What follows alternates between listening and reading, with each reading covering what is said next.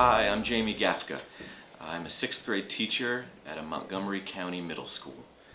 I ended up working in this field through some initial experience I had in college observing a classroom and doing research. And that really interested me, seeing what teachers do in the classroom. While I was majoring in psychology and was looking to be a psychologist, I was really fascinated by what's happening in a classroom. And I love being around kids, and that kind of put me in the direction of, I think I want to be a teacher, I think I want to be around kids for the majority of the day. For a public school, you do need a teacher certificate. So sometimes that means going back to school if you've not majored in education. It means going back to school to cover some prerequisite classes, and then also getting your teacher's certificate, which you maintain through continuing ed credits and in-service throughout the year that is credited toward your teacher certificate. The things that take up the most time in my day are certainly responding to emails.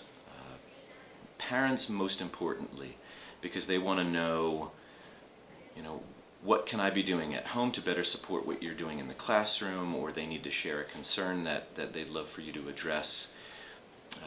Another thing that takes up most of the day is really being with the kids and working with the kids hands-on. But outside of that, it's also planning for future lessons, looking at the content of what you're to deliver and figuring out how can I interest kids in this and engage them.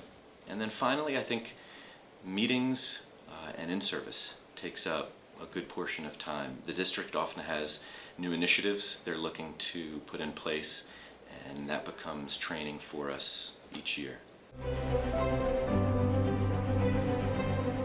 I think to be a successful teacher, you need to love kids first and foremost, and love spending time with kids.